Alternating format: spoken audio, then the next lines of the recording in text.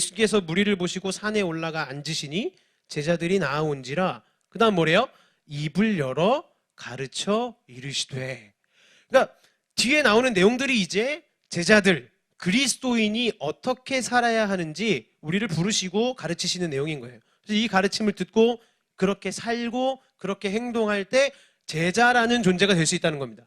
제자가 될 수 있는 거예요. 그럼 오늘 우리의 삶의 어떤 외면적인 생활들에 있어서, 학교 생활을 하든 가정 생활을 하든 우리의 보여지는 생활들에 있어서 어떤 우리가 정체성을 가지고 살아야 될까요? 우리가 그리스도인이라고 얘기를 하고 예수님의 제자들이라고 얘기를 하잖아요. 그죠? 그런데 제자의 정체성에 대해서 오늘 그래서 설교를 나눌 건데, 그 정체성이 뭐냐?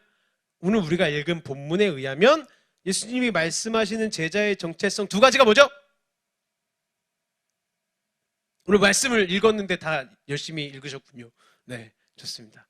두 가지. 너희는 세상에, 그렇죠, 빛과 소금 정답입니다. 이거 좀 두 개 좀 아껴 놓을게요. 미안해요. 두 개밖에 안 나와가지고. 자, 빛과 소금. 너희는 세상의 소금이라, 너희는 세상의 빛이라. 제자로서의 정체성 두 가지는 소금과 빛입니다.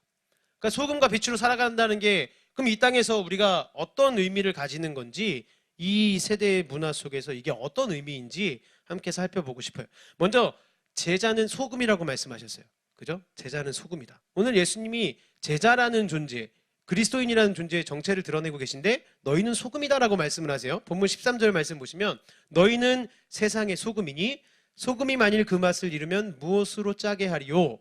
후에는 아무 쓸데없어 다만 밖에 버려져 사람에게 밟힐 뿐이니라. 그러니까 제자됨의 핵심이 너희는 소금이라는 거예요. 여기 있는 분들이 다 소금이라는 겁니다. 그죠? 유빈인가요? 훈비, 원빈이? 원빈이에요? 아, 원빈. 맞아요? 제가 글씨가 잘 안 보여가지고. 네, 아, 원빈. 아, 잘생겼어요. 원빈이는 소금이야. 이렇게 얘기하시는 거예요. 예수님이. 원빈이는 소금이야. 지혜는 소금이야. 이렇게 얘기하시는 거예요. 자, 근데 이 말을, 이 소금이라는 말을 이제 우리한테 적용해 볼까요? 나는 짜지도 않은데 왜 소금이야? 제가 지금 땀을 되게 많이 흘려서 제가 짤 수도 있어요. 근데 저는 이렇게 소금이 아니잖아요. 우리는 소금이 아닌데 왜 우리한테 소금이라고 하냐? 이 시대에 말하는 소금은 뭘까? 그럼 우리가 살아가는 이 시대에서 소금은 뭘까? 여러분, 소금이 어떤 역할을 하죠? 짜게 만들죠. 그렇죠. 음식을 더 맛있게, 음식을 더 짜게 만드는 역할을 해요.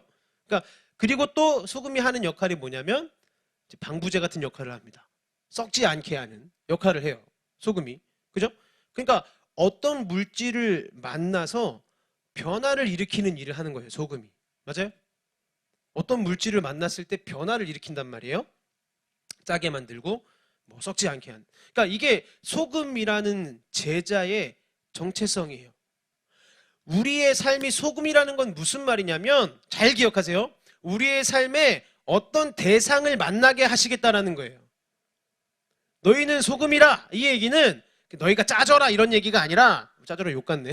너희가 짜져라 이런 얘기가 아니라, 너희에게 너희가 변화를 줄 수 있는 대상을 만나게 할 거야 라는 얘기예요. 이해되세요? 그러니까 우리의 삶의 의미, 삶의 목적이 어디서 발견되는 거냐면 삶에서 만나는 대상을 통해서 발견되는 겁니다.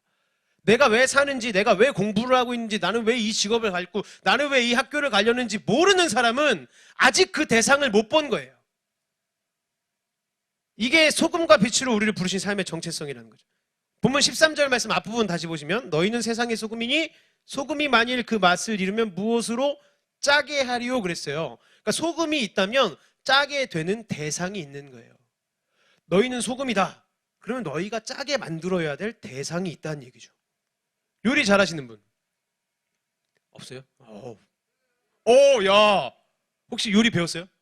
아, 요리 전공? 훌륭합니다. 나중에 좀 밥 한번 얻어먹고 싶네. 자, 그래서, 자, 요리를 아주 잘하시게 생겼어요. 자, 근데 제가 이제 군대 있을 때, 저는 이제 장교 출신이에요. 왜 자랑 같아요? 왜 장교 출신이 이렇게 웃긴 말인가요? 고맙습니다.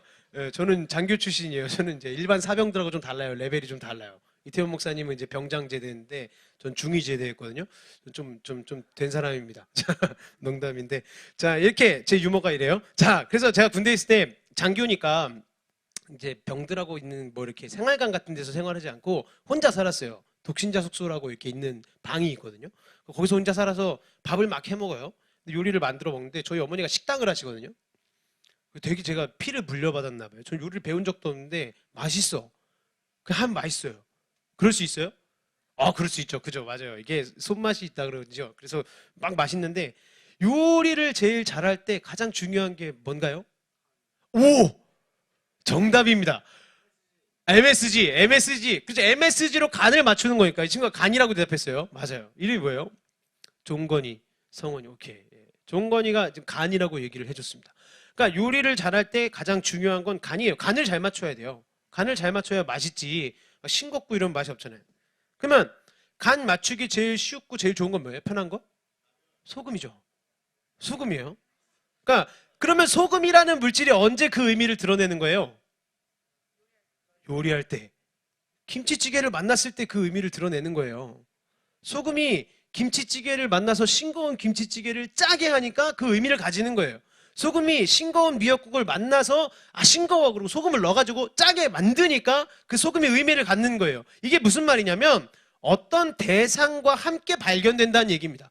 대상을 만나서 그 소금이 대상 안에 녹아 들어갈 때 비로소 발견이 된다. 이게 소금의 정체성이란 말이에요.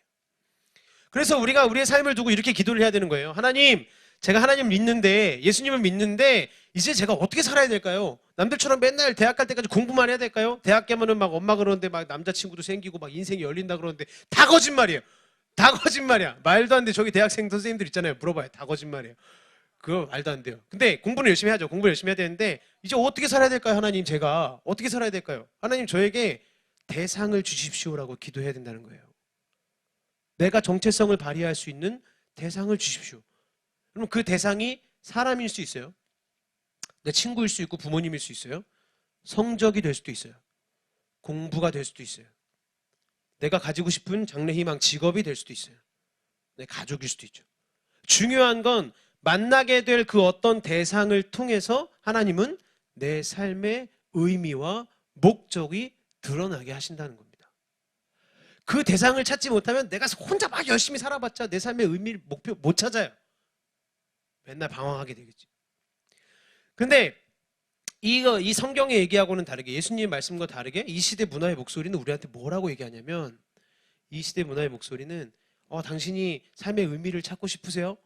왜 공부하는지 알고 싶습니까? 행복하기를 원하십니까? 그러면 대상과의 관계 뭐 이런 거 고민하지 말고 당신 스스로의 자아를 높이십시오, 이렇게 얘기해요. 당신 스스로의 자아를 높이세요, 이렇게 말을 해요. 세상의 목소리는 우리에게 끊임없이 그렇게 얘기합니다. 당신 미래에 열리기를 원합니까? 나중에 뭐 돈 벌고 잘 살기 원해요? 우리 학생들 뭐 이렇게 막 떵떵거리고 스카이 대학 들어가가지고 막 대기업 취업하고 막 공무원 돼가지고 막 왜 이렇게 막 돈 많이 벌고 살고 싶냐고 이렇게 물어보면서, 그렇게 원하면, 그러기를 원하면 당신이 능력이 있어야 되고 당신의 자아가 높아져야 되고 당신이 대접을 받아야 됩니다. 이렇게 세상은 말한다는 거예요. 그래서 우리가 나도 모르게 어떻게 생각해요? 내 표면적인 스펙, 보여지는 스펙이나 내 성적이나 모의고사 점수, 내 외모, 키, 표면적인 상태가 어떠냐에 따라서 내 미래가 결정된다고 생각해버리는 거예요. 시대가 그렇게 얘기하니까. 세상이 그렇게 얘기하니까. 저는 모의고사 1.5등급입니다. 저는 거울 좀 봤는데 좀 예쁜 것 같아요. 인스타에 뭐 하나 올리면 또 이렇게 또 팔로우 좀 많이 따라오고 뭐. 근데 요즘 또 이런 얘기 하는 것도 좀 아재라 그러던데. 맞아요? 청소년들 문화를 잘 몰라요, 저는. 그래서 큰일 났네. 자, 그래서 뭐 저는 나중에 스카이도 들어갈 수 있고 대기업도 들어갈 수 있고 저는 뭐 공무원이 돼서 얼마 받을 거고 막 그렇기 때문에 제 인생은 미래가 밝습니다. 우리의 모든 사고를 지금 어디다가 맞추고 어디에 과두고 있는 거예요? 내 자아에다가 맞추는 거예요. 내가 어떤 자리에 있냐, 내가 지금 어디에 서 있냐, 여기에만 관심 있게 만든다는 거예요, 세상이. 그러니까 하나님께서 내 삶을 어떻게 이끌어 가실 건지, 하나님이 나에게 어떤 비전을 주실 건지 아무리 기도해도 깨달을 수가 없는 거죠. 모르는 거예요. 자아가 딴 데 있으니까. 그러니까 하나님은 우리를 소금으로 부르셨다, 이 말씀을 통해서 우리의 눈 자체를, 우리가 바라보는 시야 자체를 바꾸시길 원하는 거예요. 숲을 속에 이 와드를 심어주는 서포처럼, 서폿이 이렇게 와드 심어주는 것처럼, 야, 소금으로 불렀다는 게 뭔지 아냐, 이런 말씀으로 지금 눈을 밝혀주신단 말이에요. 시야를 열어주시는 거예요. 우리의 인생에 내가 만나는 그 대상들 속에 나를 발견하게 하십니다. 제가 한국 남자들 얘기를 좀 해볼까 하는데 이건 아마 조금 나이 있으신 선생님들이 조금 공감하실 수 있는 내용일 것 같아요. 많은 전문가들이 분석을 좀 했어요. 네, 한국 남자들이 요즘 세상에 기가 굉장히 죽어있다 그래요. 죽어있대, 기가. 근데 그 이유가 뭐냐? 한국 남자들 되게 좀 특별하다는 거예요. 왜냐하면 기존에 있는 동아시아 문화권에서는 이제 뭐 가부장적인 이런 가치관이 있었잖아요. 그래서 남편이 최고, 남편은 하늘 같은 남편, 막 이런 게 있었잖아요. 옛날 시대에. 그리고 뭐 이렇게 국사책 공부하고 이러면 나오죠. 그런 느낌이 있었어요. 그런 가치관을 따라서 남자는 뭘 해야 되냐면 뭐 입신양명을 해야 된다. 그래서 이제 막 과거에 시험 보러 다니고 과거에 막 급제해서 높은 사람이 되고 막 이런 걸 하고 다니죠. 그리고 내가 스스로 돈을 벌어가지고 내 가족을 먹여 살려야 되니까 내가 일을 열심히 해야 된다. 이런 세계관이 있었단 말이에요. 남자는 밖에 나가서 일을 해서 돈 벌어오고 여자는 아이 키우고. 이게 이제 제 부모님 세대. 여러분들의 부모님보다 조금 더 나이 많으신 분들의 세대의 가치관이었어요. 근데 이게 이제 서구의 미국 뭐 이런 서구의 유럽의 영향을 받으면서 좀 바뀝니다. 야, 그게 무슨 말이야? 말도 안 되지. 가족의 책임이 뭐가 중요해? 네 인생의 자아를 높이는 게 먼저야. 이 생각이 막 섞이기 시작한 거예요. 한국 남자들, 한국 문화 속에 가족보다 네 인생이 먼저다. 막 이런 영화도 나오고 막 이런 내용의 영화들 나오고 막 그러죠. 이게 이제 막 섞이기 시작했어요. 그래서 동아시아의 문화하고 서양의 문화 사고가 섞여서 그렇게 혼란스러워하는 게 한국 남자다라고 이제 연구를 한 거예요. 그래서 젊은 남자들 만나보면 이제 겉으로는 진짜 자기 마음대로 사는 것 같아요. 우리 이태원 목사님 아직 결혼 안 했으니까 자기 마음대로 막 사는 것 같죠.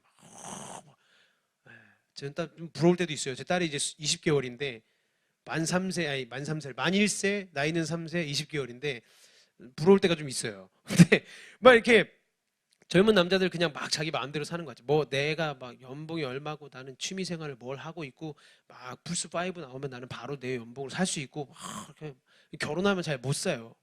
돈은 제가 다 버는데 허락 맡아야 돼요. 이게 결혼의 현실이야, 얘들아. 그래서 허락을 맡아야 돼. 근데 막 가만히 그 속을 들여다보면 우리 청소년 자매들 나중에 대학교 가고 성인 돼서 연애할 때 잘 기억하세요. 이게 한번 남자들의 속을 한번 들여다보면 무슨 생각이 있냐면 그 걱정이 다 똑같아. 우리 엄마는 어떡하지? 이게 있어요. 지방에 있는 우리 부모님도 어떻게 섬겨드리지? 이번 달에 용돈 좀 보내드려야 되는데. 이게 남자들 마음속에 생겨요. 지금은 청소년들이니까 아직 없을 수 있어. 생겨요. 저도 젊은 남자잖아요. 이태영 목사님은 동갑이니까 30대 이제 중반 좀 안 됐는데, 근데 이게 막 결혼할 때 결혼하고 나서 또 부인이 생기고 아내가 생기고 근데 아이가 생겼어. 그러니까 뭔가 돈을 벌어와야 될 것 같은 막 부담감이 막 어깨를 막 짓눌러요. 막 목사인데도 돈을 벌어와야 될 것 같고 배민 라이더라도 뛰어가지고 돈을 더 벌어와야 될 것 같고 막 대리운전을 뛰어야 되나 이런 생각이 막 든단 말이에요. 그러니까 이 걱정들이 다 있어요. 이런 책임감들이 있는데 이것을 어떻게 풀어야지 인생이 행복해진다고 생각을 하냐면 내가 내 자아 실현을 해가지고 이 문제를 해결해야 된다라고 생각하는 게 요즘 사람들의 생각이에요. 그걸 내 사명처럼 얘기해요. 그래서 내가 취업을 해야 되고 내가 돈을 벌어서 부모님께 용돈을 드려야지 부모님이 즐거워하시고 기뻐할 거다. 이 생각이 다 빠져 있는 거예요. 그러니까 아직 부모님께 용돈을 드리지 못하는 나는 어떤 사람이에요? 필요가 없는 사람이야. 아직 취업도 하지 못한 나는, 아직 결혼도 하지 못한 나는, 아직 결혼의 대상도 없고 뭐 이런 나는 가족의 주변에 도움도 안 되는 존재다. 그저 나는 짐이다. 이런 생각을 하는 사람들이 너무 많다는 거예요. 이 세상에. 그러니까 학생들도 마찬가지예요. 아직 성적이 원하는 점수까지 나오지 않는 나는, 아직 내가 원하는 대학 커트라인까지 점수가 올라가지 못한 나는, 대학의 커트라인 지역 분포도로 볼 때 수도권까지 아직 못 올라간 나는 도움이 안 되고 필요 없는 존재다. 이런 생각들을 하고 산다는 거예요. 이거 뭐가 잘못된 겁니까? 내 인생은 자아 실현을 통해서 행복이 보장될 거라고 하는 잘못된 세계관에 갇혀 있는 거예요. 내가 뭔가 내 자리를 올라가고 내가 성적이 높아지고 하면 내가 행복해질 거야. 행복해질 것 같아요? 행복해질 것 같으세요? 지금 당장은 좋겠지. 너희는 소금이다 이 말은 뭐냐면 소금 자체에는 뭐가 없는 것 같죠. 소금 되게 별 볼 일 없어 보이잖아요. 그냥 올려놓으면 설탕인지 소금인지도 잘 몰라. 그 제일 구분하는 제일 좋은 방법은 뭐예요? 찍어 먹어봐야지. 찍어 먹어봐야 알아요. 소금 설탕은. 이제 이 살림을 많이 해보신 분들은 좀 알 수 있지만 몰라요. 근데 소금 진짜 별거 아닌 그냥 하얀색 알맹이 같단 말이에요. 근데 내 삶이 그렇지. 내가 가진 스펙도, 내가 뭐 부모님께 뭔가 드릴 것도 많지 않아요. 내 성적이나 점수도 아직 뭐 그렇고 그렇게 막 잘생기고 예쁜 것 같지도 않아. 딱히 막 잘하는 것도 없는 것 같아요. 막 누구는 막 춤도 잘 추고 막 노래도 잘하는. 여기 선생님 노래 엄청 잘하시잖아요. 막 노래도 잘하는데 나는 뭐 그래 별로 그렇게 막. 근데 이런 나에게 하나님께서는 대상을 주시는데 그 대상으로 가족을 주시고 사람을 주시고 친구를 주시고 직업을 주시고 학교를 만나게 하시는 거예요. 거기에서 만들어내시는 하나님의 스토리가 있다는 겁니다. 이걸 확신해야 된다는 거예요. 그러니까 좀 어려운 얘기인데 메슬로우의 욕구 단계 이론은 혹시 들어보신 분은 없겠죠, 당연히. 자, 메슬로우의 욕구 단계 이론이라는 게 있어요. 인간에게 5가지 욕구가 있다. 그래서 첫 번째 욕구, 생리적인 욕구. 두 번째 욕구, 안전의 욕구. 안전해야 된다. 세 번째 욕구, 사회적 욕구. 어디 소속돼야 된다. 사람은 어디 공동체 안에 있어야 되고 이렇게 사회적 욕구가 있어요. 다음이 존경의 욕구가 있어요. 존경받고 싶고 높아지고 싶고 이런 욕구가. 그리고 마지막 5번째가 자아 실현의 욕구라고 이게 심리학을 비롯한 여러 분야에서 되게 인정받는 이론이에요. 메슬로우의 욕구 단계 이론. 되게 유명한 이론인데 이 이론을 만들어낸 메슬로우라는 사람이 죽으면서 후회했어요. 왜 후회했냐면 자신의 이론이 잘못됐다라고 고백을 합니다. 마지막 욕구인 자아 실현의 욕구는 잘못됐다. 이렇게 얘기를 해요. 왜냐하면 자기가 직접 인생을 살아보고 이제 죽을 나이까지 되니까 신앙을 가지고 주변을 보니까 자아 실현을 위해서 사람들이 사는 게 아니었다라는 거죠. 그러니까 30대, 40대 조금 뭐 이렇게 10대, 20대 여기는 뭐 이렇게 자아 실현을 위해서 내 자아를 높이기 위해서 내 뭔가 행복과 성공을 위해서 막 사는 것 같아. 근데 결국 사람이 점점 나이가 들어가면 들어갈수록 자아 실현이 아니라 자신의 주변의 사람들을 보니까 신앙 속에서 또 타인을 향해서 이 자아를 초월하는 삶을 원하더라는 거예요. 대상을 찾아서 돌아다녔다는 거죠. 내가 만나고 내가 도와줄 수 있는 뭔가 내가 도움이 될 수 있는 대상을 찾아서 평생을 희생할 수 있는 어떤 공동체, 평생의 관계를 맺을 상대가 있냐? 사람들이 죽을 때가 될수록 이제 그것에 집중하더라는 거예요. 여러분 오늘 말씀을 통해서 좀 기억하셨으면 좋겠어요. 하나님이 우리를 어떻게 부르시냐면 하나님 내가 만나야 될 대상이 이거였군요. 내가 만나야 될 대상이 이 사람이었군요. 이 학교였군요. 이 성적이었군요. 이 학교였군요. 내 삶의 의미를 이 사람으로부터 발견하게 하시는군요. 이런 대상을 깨달아야 돼요. 내가 만나게 하시는 대상, 내 정체성을 발휘할 수 있게 하시는 그 대상이 내 삶에 지금 무엇인지를 깨달아야 됩니다. 그러니까 설교를 우리가 더 듣기 전에 이제 회개하고 가야 돼요. 소금은 김치찌개가 싱겁다고 뭐라고 안 하잖아요. 소금을 이렇게 넣는데 김치찌개가 막 싱거워. 그래서 뭐야 김치찌개 뭐 이렇게 싱거워 이러면서 소금이 들어가요? 아니란 말이에요. 소금은 김치찌개가 싱겁다고 미역국이 싱겁다고 뭐라고 하지 않아요. 근데 우린 뭘 해요? 우린 불평을 하죠. 내 삶의 대상, 내가 만나는 상대방 되게 별로야. 내가 다니는 학교나 교회가 되게 별로라고 막 불평을 해요. 우리의 불평은 대부분 대상이 별로고 관계가 별로라고 불평합니다. 내 부모가 되게 별로야. 이 부모를 만났기 때문에 내가 이 모양 이 꼴로 산다라고 생각하는 사람들이 있어요. 제가 여러분 나이 때 그랬어요.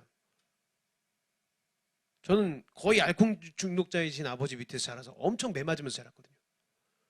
그래서 저는 여러분들 나이 때 아버지를 항상 막 이렇게 어떻게 하고 싶었어요. 그러니까 그런 불평이 있어요, 우리 안에. 모든 불평이 어디서 오는 거냐면 소금으로서의 정체성을 깨닫지 못하는 데서 오는 거예요. 그걸 모르니까 불평하는 거예요. 이 대상이 있으면 내가 녹아들어져 가야 되는데 소금처럼. 근데 김치찌개가 짜다고 막 불평하고 있는 거예요, 지금 소금이. 소금은 미역국 보고 싱겁다고 하지 않아요. 그 안에 녹아 들어가서 맛을 냅니다. 녹아 들어갈 때 의미가 나타나는 거예요. 우리가 오늘 새롭게 생각을 해야 돼요. 하나님 우리 가정이 개판이에요. 하나님 우리 학교가 개판입니다.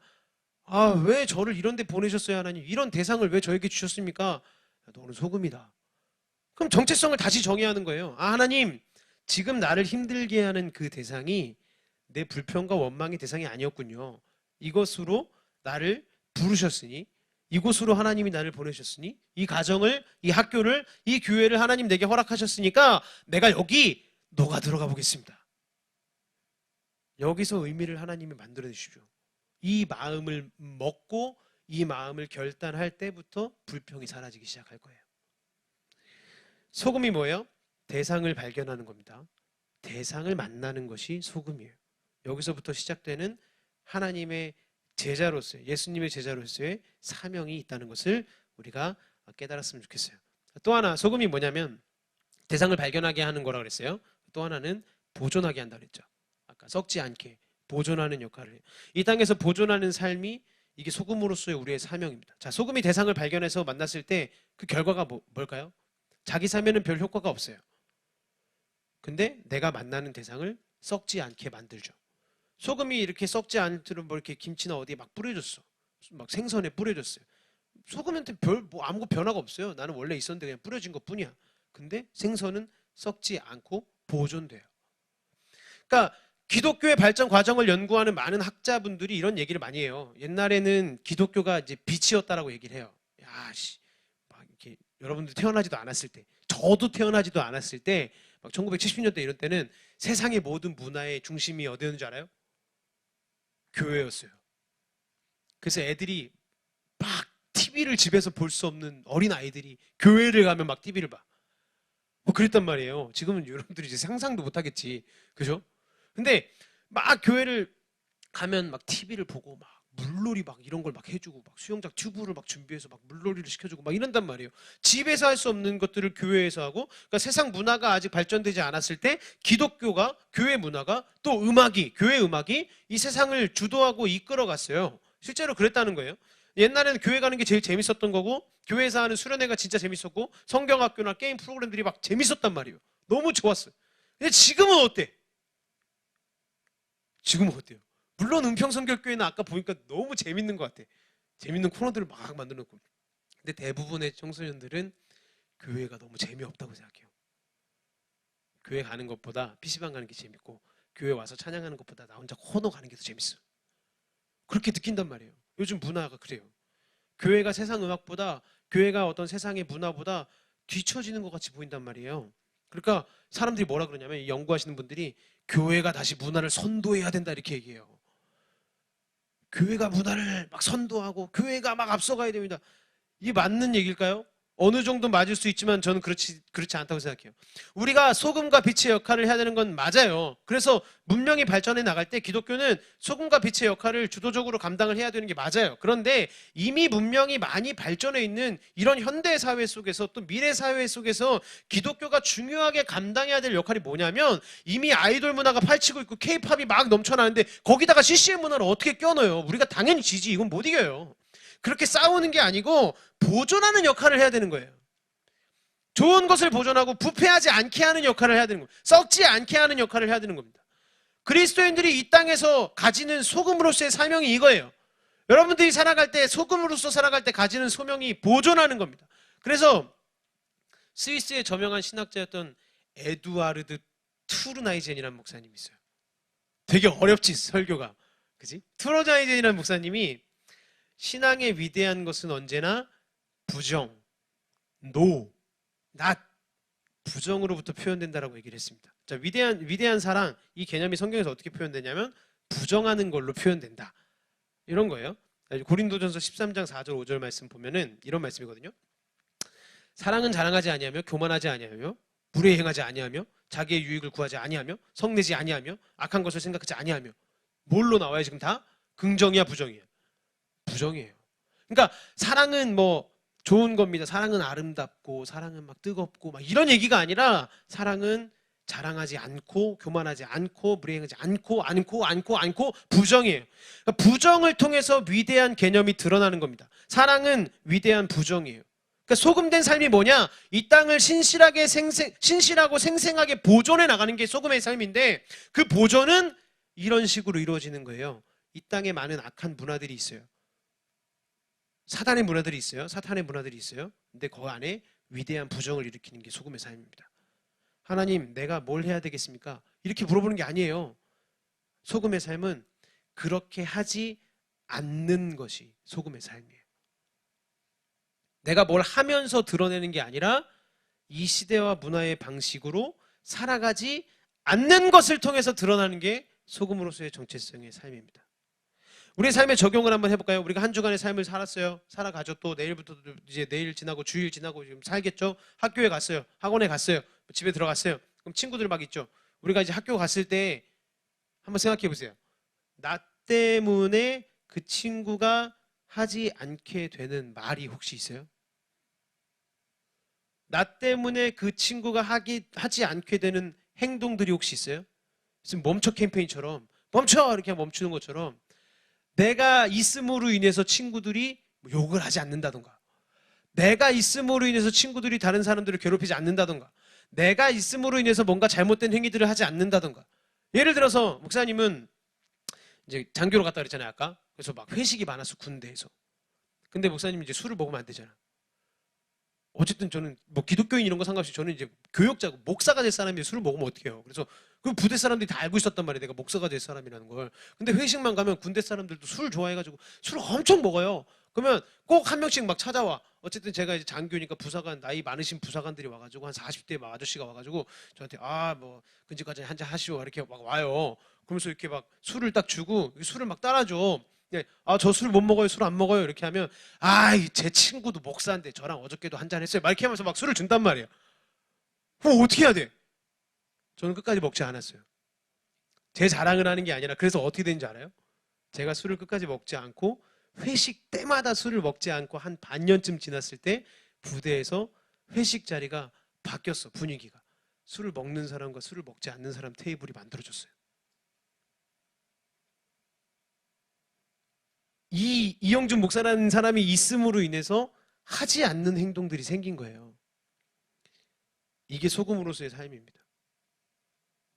이게 소금의 역할이에요. 우리가 가정의 존재함을 통해서, 내가 가정에 있음을 통해서, 내가 가정의 딸로 아들로, 우리 엄마 아빠의 딸로 아들로 있음으로 통해서 내가 이 가족 안에 있는 한 이 문제가 잘못된 방식대로 진행되지 않을 거다. 내가 이 가정에 있는 한 우리 안에서 그런 단어는 사용 못한다. 내가 이 반 안에 있는 한 이 방식으로 사람을 뒷담화하고 하는 것들은 내가 용납할 수 없다. 내가 존재하고 있기 때문에 부정되는 일들이 있냐는 거예요. 나라는 사람 때문에 부정되고 없어지는 일들이 있냐는 거죠. 꽤 시간이 많이 흐른 얘기인데 몇 년 전에 연예인들의 카톡방이 좀 막 터진 적이 있죠. 정땡땡 뭐 이렇게 해가지고. 자매분들을 잘 아셔야 되는데 모든 남자들에게는 그런 카톡방에 들어가고 싶은 욕구와 성향이 있어요. 그렇다고 제가 지금 막 모든 형제들은 다 범죄자입니다 뭐 이런 얘기 하는 거 아니에요. 잘못 이해하시면 안 됩니다. 절대 그런 얘기가 아니라 어쩔 수 없어요. 남자한테는 어떤 성적인 욕구가 강해요. 그래서 그런 카톡방에 들어가고 싶은 마음들이 좀 있어요. 그걸 이제 정상적으로 이겨낼 수 있느냐 못 이겨낼 수 있느냐의 차이인 거예요. 저도 이제 군대 있을 때 카톡방에 초대된 적이 있어요. 축구동호회라 그래서 초대가 됐는데 그래서 인사하고 막 했는데 축구동호회라 그래서 근데 들어갔는데 막 이제 막 이상한 영상들을 막 이상한 링크가 막 올라오는 거예요. 축구동호회인데 막 이런 게 올라오지? 야구동호회도 아닌데? 왜 축구동호회인데 왜 이렇게 올라오지? 그래서 그거 보면서 자기네들 막 좋다고 막 낄낄거립니다. 막 부사관들 막 이렇게 막 좋아하고 막 장교들 막 좋아하고 그래. 제가 어떻게 했을까요? 벌써요. 나왔습니다. 바로 그 영상 딱 올라온 거 보고 나왔어요. 여러분 이게 사명이에요. 부정하는 거. 부정되는 일을 만드는 게 사명이에요. 같이 어울리고 계신 거 있으세요? 친구들하고 같이 하고 계신 거 있으세요? 부정하셔야 돼요. 그게 하나님 안에서 성경적 가치관에서 다른 거라면, 달라지는 거라면, 틀린 거라면 부정하셔야 돼요. 부정에서부터 시작됩니다. 자, 종교사회학자 로드니 스타크라는 사람이 있어요. 이건 조금 잔인할 수 있는 얘기인데 한번 들어보세요. 여러분 좀 졸려하시는 것 같으니까 잔인할 수 있는 얘기인데 좀 한번 들어보죠. 기독교의 어떤 발흥, 그러니까 이렇게 기독교의 발전과 역사와 부흥에 대해서 저술해 놓은 책이 있는데 로드니 스타크, 토니 스타크 말고 로드니 스타크라는 사람이 기독교의 발흥이라는 책을 썼어요. 근데 어떻게 이 로마라는 그 대제국, 로마라는 대제국에 고난이 있는 막 핍박받고 그때 막 당시에 여러분 아세요? 그때 당시에 그 초대교회 사람들이 어떻게 믿음 생활을 했는지 아세요?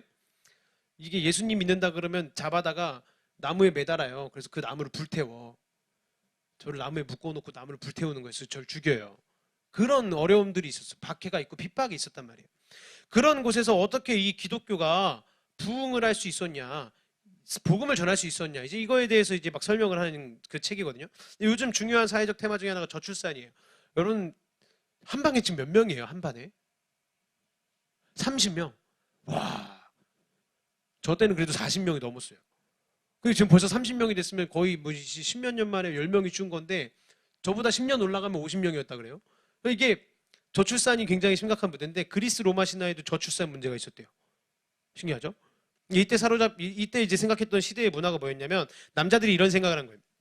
여자들이 아내들이 조화롭게 우리들이랑 사는 건 좀 불가능한 일이다.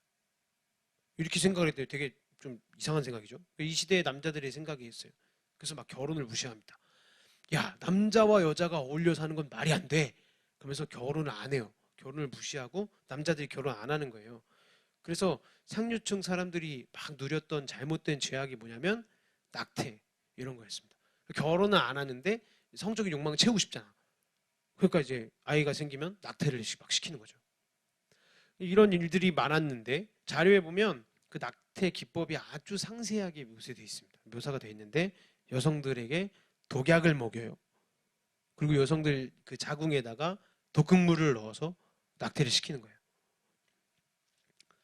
불륜에 의한 그 성행위를 이제 은폐하려고 그렇게 하는 거죠. 거의 뭐 요즘 영화급이야. 이 시대의 문화가 그랬다는 거예요. 문화가. 그러니까 그리스 로마 시대가 굉장히 막 찬란한 문명을 꽃피우고 우리가 막 로마에 막 놀러 가고 싶고 막 그리스에 한번 가보고 싶고 막 어디 뭐 파르테논 신전 막 이런 거 보고 싶잖아요. 근데 이제 문헌들을 읽어보면 플라톤이든 아리스토텔레스든 유명한 철학자들이 다 뭘 동의했냐면 영아 살해에 동의를 했대요. 아이를 죽이는 거예요. 남자가 아니면 다 버리고 다 죽여도 된다. 이렇게 생각을 한 거예요.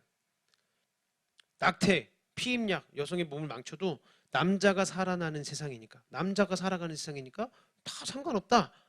그 시대에 이제 그랬다는 거죠. 실제로 있었던 문헌의 내용인데 로마의 군인이었던 힐라리온이라는 사람이 자기 아내한테 연애 편지를 쓴 문헌이 있어요.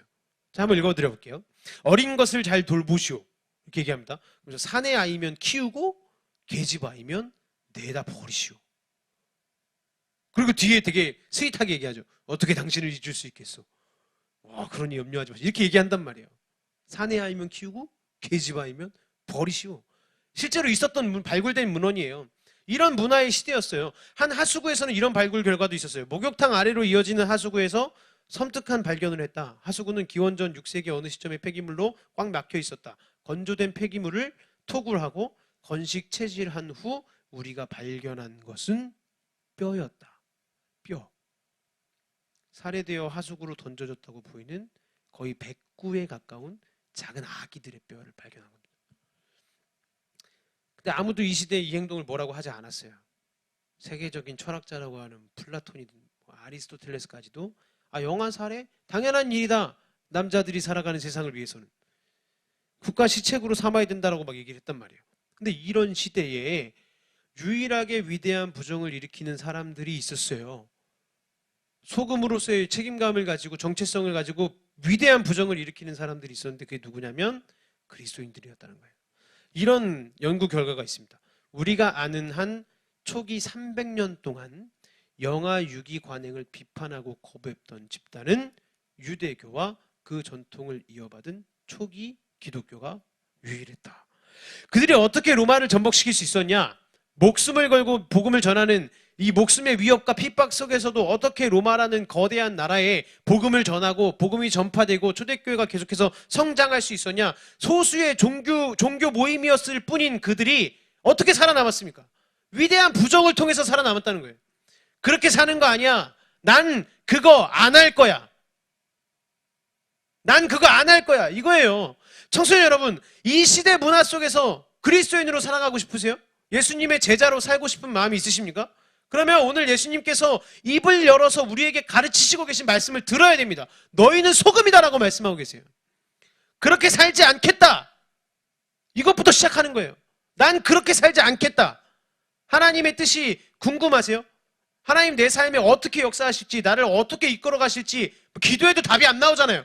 여기부터 시작하는 거예요. 난 그렇게 살지 않겠다. 데살로니가전서 4장 3절 말씀 보시면 한번 같이 읽어볼까요? 화면에 나오니까 같이 한번 한 목소리 읽어보겠습니다. 시작.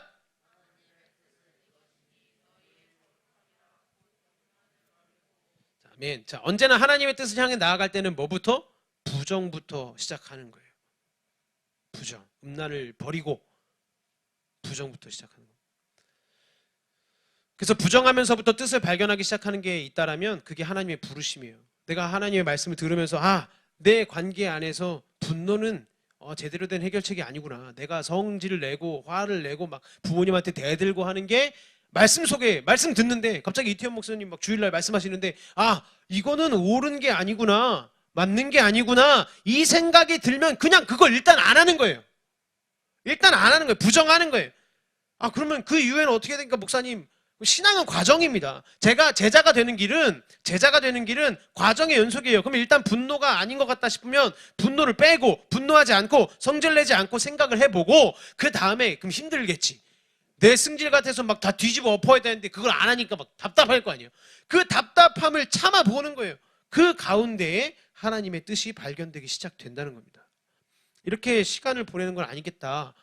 내가 공부도 안 하고 이렇게 열심히 학생으로서 본분을 안 지키는 거 좀 아닌 것 같다라는 생각이 들면 그런 생각이 드는데도 불구하고 PC방 가고 코너 가지 말고 그런 생각이 들면 일단 그것부터 해보는 거예요. 부정부터 시작할 때 하나님의 부르심이라는 것이 우리의 삶에 보여지기 시작해요. 이게 소금으로서의 정체성입니다. 하나님은 우리에게 대상을 찾게 하실 거고 오늘 이 밤에 우리가 내 삶 가운데 만나게 하신 그 대상을 찾았다면 그 대상을 온전하게 보존해가게 하실 거예요. 부정함을 통해서. 이게 소금으로서의 정체성이에요. 자, 두 번째는 조금 속도를 내볼게요. 제자라고 하는 빛입니다. 제자는 이제 빛이라고 얘기를 하죠. 소금과 빛이다. 여러분 이 순서가 중요해요. 빛이고 소금이 아니에요. 예수님이 빛이고 소금이라고 얘기할 수도 있는데 소금이고 빛이라고 얘기하셨어요. 그죠? 너희는 소금이다. 너희는 빛이다. 그럼 소금으로 살라 그러면 소금은 이제 이 음식물에 들어가면 어떻게 돼요? 녹아요. 녹으면 어떻게 되는 거예요? 없어지는 거죠. 사라지는 거예요. 소금은 사라져요. 녹아들어서 없어져야 돼요. 근데 소금이 어떻게 빛이 됩니까? 빛은 어때요? 막 밝잖아요. 지금 여기도 막 빛이 나오니까 막 조명이 쏴져서 제가 좀 더 잘생겨 보이고 막 이런 효과가 있죠. 그래서 빛이 막 밝잖아요. 빛은 밝은데 소금은 녹아서 없어져. 그럼 이게 지금 상관관계가 있는 거예요? 소금은 없어지는 건데 너희는 소금인데 빛이래요. 이상하죠? 근데 예수님이 오늘 그렇게 말씀을 하신다는 거예요. 야, 너희는 소금인데 빛이 될 거야. 본문 14절 말씀해 보시면 너희는 세상의 빛이라 산 위에 있는 동네가 숨겨지지 못할 것이요. 이게 무슨 말이죠? 소금으로 살면 사라져서 없어져야 되는데 여기서 말하는 동네는 수동태입니다. 여러분 영어에 배우는 그 수동태예요. 숨겨지지 못할 거다. 너희 때문에 빛이 드러나게 될 거다 이 얘기예요. 그러니까 소금으로 살면 이런 생각이 들어요. 목사님, 소금은 녹아서 없어지잖아요. 그렇게 막 부정하다가 혼자 왕따 당하면 어떡해요? 나 그거 하지 않을 거야 이랬다가 친구들이 쟤 뭐야 재수없어 뭐야 이렇게 하면 왕따 시키면 어떡합니까? 제가 왕따 당하고 혼자 살게 되고 외톨이 되는 거 아닌가요? 그럼 제 자아가 사라져 버릴 것 같고 제가 지금 만들어 온 자리가 제가 이 친구들과의 관계를 어떻게 이어왔는데 제가 이 친구들 막 맛있는 거 사주고 막 하면서 데리고 다니면서 코너도 막 쏘고 막 이러면서 내가 이 관계를 만들어 왔는데 제가 쌓아놓은 것들이 다 무너질 것 같단 말이에요. 아니에요. 정체성은 두 개입니다. 소금인데 빛이 되는 게 제자의 정체성이에요. 그리스도인의 정체성이에요. 그럼 도대체 빛이 뭐냐? 우리가 세상적으로 이 빛을 생각하면 잘못된 생각을 합니다. 목사님, 저는 빛의 역할을 잘 감당 못하는 것 같습니다. 이렇게 생각을 하는 거예요. 왜 빛의 역할을 감당 못하냐? 하나님의 뜻을 위해서 내가 뭐가 되고 싶어서 막 노력을 했다는 거죠. 하나님의 막 뜻을 막 기도하면서 하나님의 꿈이 나의 비전이 되고 막 그래서 막 기도하면서 막 공부도 열심히 하고 뭔가 막 잃어보려고 막 1등급 되고 싶고 막 핵인싸 되고 싶고 막 이래서 막 인강에 막 학원도 다니고 노래도 잘 부르고 싶으니까 맨날 코너 가가지고 노래 연습하고 막 이랬는데 그걸 못 이뤘어요. 노래는 여전히 막 못하고 음치고 공부는 막 해도 성적도 안 오르고 여전히 그래요. 그러면 어떻게 되게요? 20대 30대쯤 되면 절망합니다. 절망해요. 절망. 이제 현실과 사회에 부딪히기 시작하면서 좌절해요. 내가 빛이 되고 싶었는데 우리 가정에서는 야 네가 희망이야. 막 그러니까 내가 빛이 되고 싶었는데 영향력을 발휘하고 싶었는데 내가 아직도 요 모양 요 꼴이야. 내가 아직도 직장도 없이 알바하고 있어. 이번에 정직원 채용도 못 되고 아직도 인턴이야. 나중에 나이 먹으면 이렇게 된단 말이에요. 내가 시험에 또 떨어졌다. 막 이렇게 돼요. 그러니까 내가 지금 겨우 이거 하고 있는 이런 한탄과 불안감 속에 살아가게 돼요. 근데 이게 잘못된 생각입니다. 성경을 제대로 해석해야 돼요. 성경의 빛은 뭐냐면 누가 자신을 빛이라고 지금 소개를 하신 거예요? 예수님이 자신을 빛이라고 성경에 소개를 하셨어요. 예수님이 빛이십니다. 요한복음 8장 12절 말씀 보시면 예수께서 또 말씀하여 이르시되 나는 세상의 빛이니 나를 따르는 자는 어둠에 다니지 아니하고 생명의 빛을 얻으리라.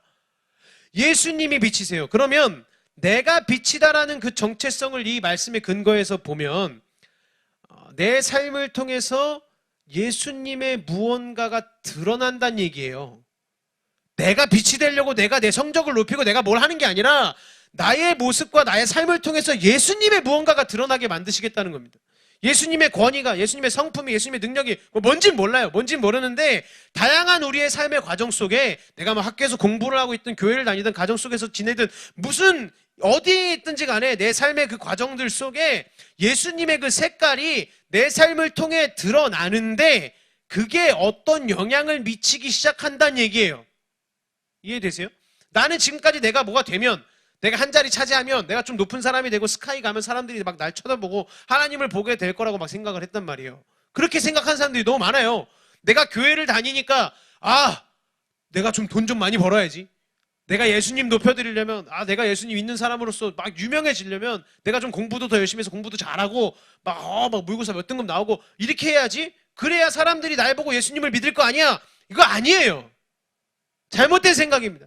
여러분 성경을 잘 읽어야 돼요. 너희는 세상의 빛이다라고 말할 때 사람들이 이 빛을 보고 뭘 깨닫게 되냐면 야 성공했네. 교회 다니니까 너 공부 잘하는구나. 성적 잘 나오네. 교회 다니니까 막 삶이 회복되네. 이렇게 말씀하지 않아요. 너희는 세상의 소금이고 빛이다.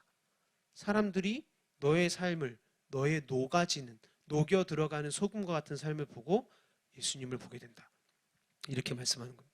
본문 마지막 절에 나오는 16절 말씀 보시면 이같이 너희 빛이 사람 앞에 비치게 하여 너희들로 너희 착한 행실을 보고 하늘에 계신 너희 아버지께 영광을 돌리게 하라. 이렇게 얘기하죠.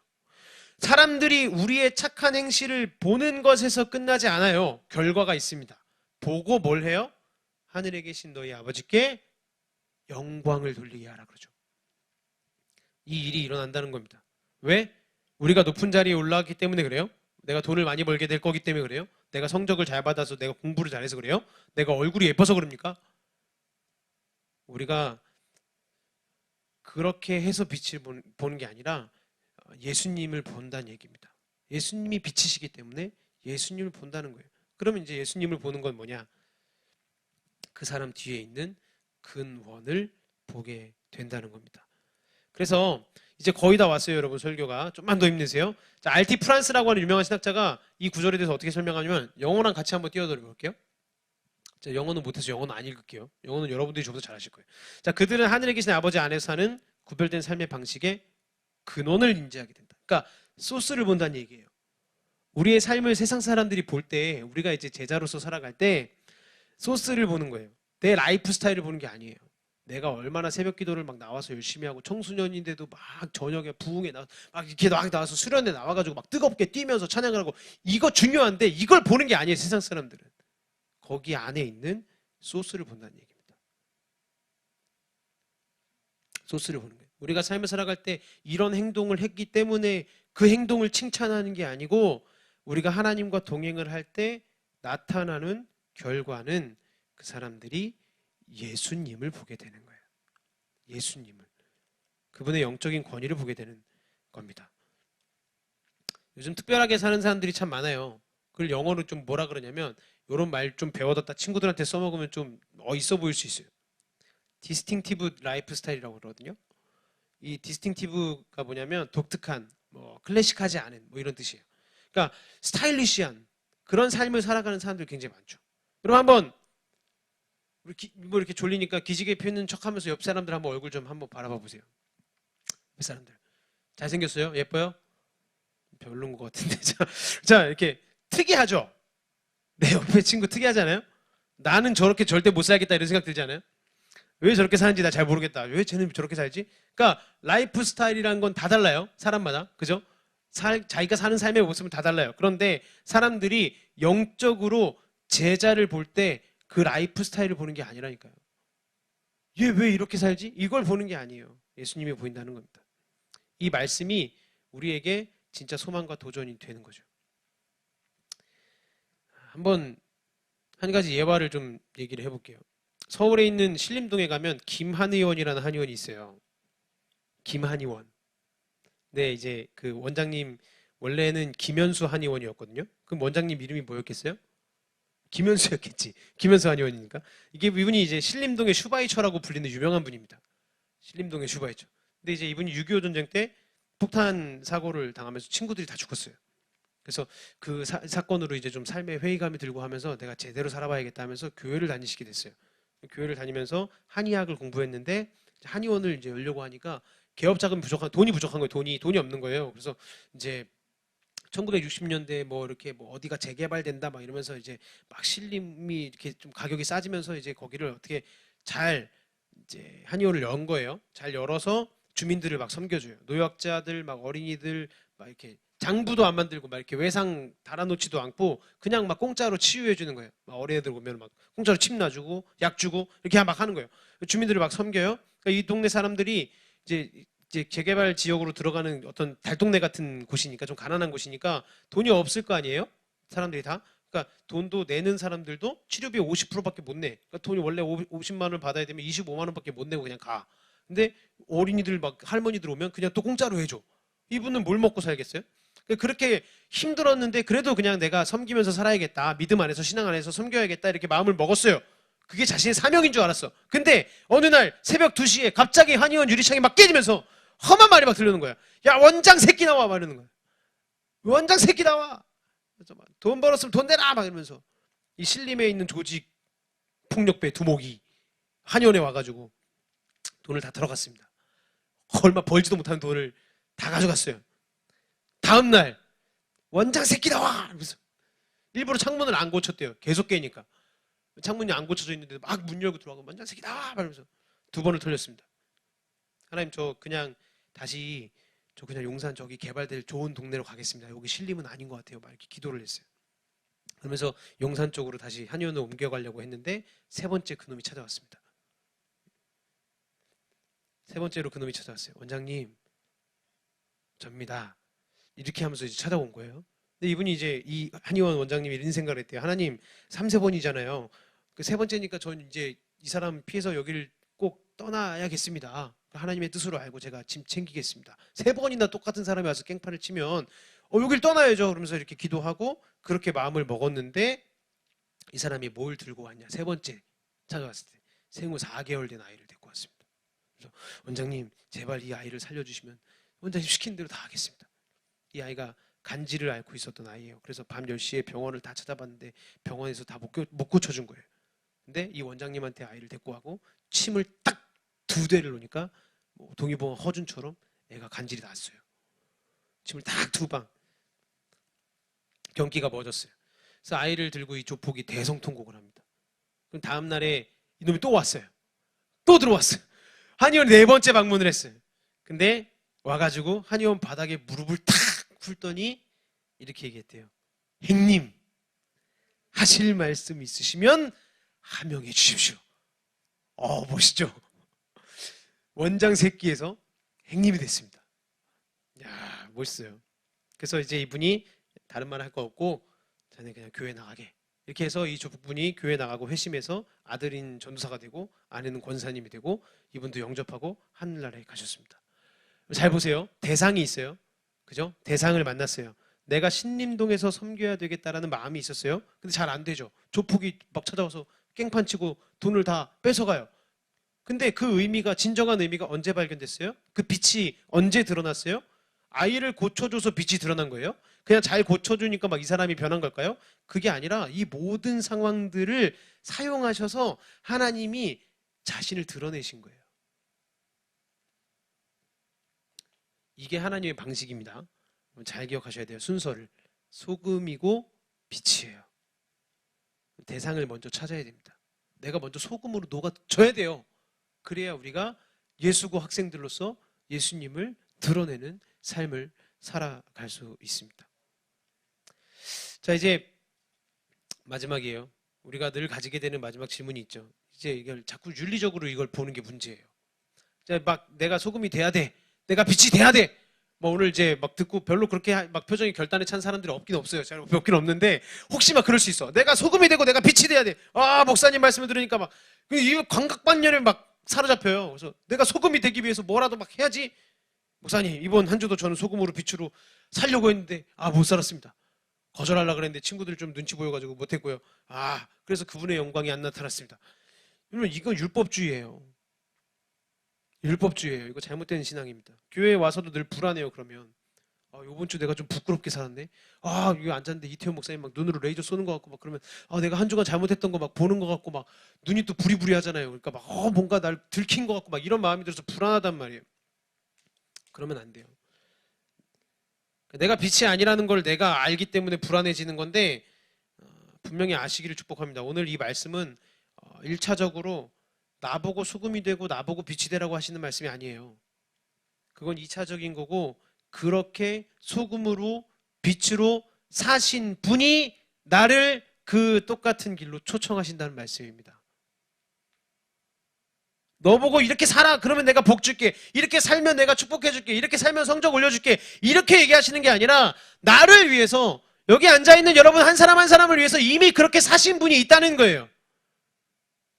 이 사실을 깨달을 때 제자는 확신을 가지고 이 길을 행복하게 걸어갈 수 있는 겁니다. 예수님이 이 땅에 오셔서 먼저 경험하신 우리의 삶의 과정이 뭐예요? 자아를 찾는 게 아니에요. 예수님은 자아를 찾지 않으셨어요. 내 자신을 높이려고 하지 않으셨어요. 예수님은 순종하셨습니다. 순종 속에서 대상을 발견하셨죠. 예수님의 대상은 뭐였는지 알아요? 예수님의 대상은 십자가였어요. 십자가. 그러니까 이해가 되지 않았어요. 보세요. 신림동이라고 하는 대상이 있었어요. 제대로 잘 모르고 그냥 갔어요. 근데 하나님이 그 안에서 또 툭 던져지는 대상, 조폭 두목이 있었단 말이에요. 그런데 십자가라는 곳에 숨겨진 대상은 누구였죠? 십자가라는 대상에 숨겨진 대상은 저와 여러분이었습니다. 하나님이 그것을 발견하게 하신 거예요. 예수님이 거기서 어떻게 하셨어요? 소금이 되셨죠. 녹아 들어가셨어요. 십자가 안으로 수동적으로 순종했습니다. 예수님 사라질 줄 알고 거기 가셨어요. 너희는 소금이다 그러니까 예수님이 사라지실 줄 알고 제자들도 그게 끝인 줄 알고 다 도망가죠. 소금처럼 없어진 줄 알고 예수님이 다 도망가요. 근데 예수님 마지막까지 하신 게 뭐예요? 마가복음 15장 29절 30절 보시면 지나가는 자들은 자기 머리를 흔들며 예수를 모욕하여 이르되 성전을 헐고 사흘에 짓는다는 자여 내가 너를 구원하여 십자가에서 내려오라 하고 이렇게 얘기합니다. 그러니까 지금 사람들이 예수님한테 뭐라 그러냐면 십자가에 달려있는 예수님 보고 야 능동적으로 네가 네 스스로 네 자아를 높여서 빛이 되라 이렇게 얘기하는 거예요. 네가 네 능력이 있으면 한번 내려와 봐. 너 스스로를 구원해 봐. 이렇게 사람들이 얘기해요. 예수님은 그 능력이 충분히 있으셨지만 끝까지 그분의 대상인 나를 위해서 하신 일이 뭡니까? 소금이 되셨습니다. 보존하셨어요. 사람들의 말을 부정함으로 예수님은 십자가를 버티셨습니다. 그 결과가 뭐예요? 부활의 능력과 영생의 능력이 예수님을 다시 살리셨죠. 그리고 우리에게 영생이 주어졌습니다. 우리가 이 십자가를 바라볼 수 있을 때만 알 수 있는 거예요. 그래서 우리한테 십자가의 신앙이 중요한 겁니다. 찬양팀 앞으로 나와주시고 반주해 주세요. 인생이 십자가를 통해서 다시 이해될 수 있어요. 내가 학업에 지쳐있고 내 가정의 이 어려움 속에 막 빠져있고 어렵고 아프고 힘들고 이런 것들이 이 십자가의 신학을 보고 십자가를 바라볼 때 다시 이해될 수 있어요. 나는 지금까지 내가 내 스스로 인생이 내가 높아지는 게 내 인생이고 내가 성적이 더 잘 됐으면 좋겠고 내가 성적이 잘 나오고 내가 공부를 잘해지고 내가 친구들한테 유명해지고 인기가 많아지고 이런 것들이 내 인생이 잘 되는 건 줄 알았단 말이에요. 그 내가 빛이라고 말해야 하는 게 내 인생인 줄 알았어요. 내가 빛나야 되는 줄 알았어요. 그렇게 사는 사람이 너무 많아요. 그런데 그런 삶의 운명은 죄송하지만 정해져 있어요. 그런 삶의 운명은 정해져 있어요. 그런 삶의 운명은 영원한 어둠입니다. 내가 빛이 되고 싶은 사람의 영원한 운명은 어둠이에요. 내가 빛이니까 하나님은 빛이 아니신 거예요. 내가 자꾸 내 자아를 높이고 싶어지면 내 안에 하나님의 자리가 점점 없어진단 말이에요. 내 스스로 내 성적을 높이고 싶고 내가 내 스스로 내가 이 일들을 내 힘으로 막 해내고 싶고 그런 거 좋아요. 좋은데 그 안에 하나님의 자리가 점점 없어지면 안 되죠. 그런 사람은 영원히 나를 계속 높이다가 그냥 죽을 겁니다.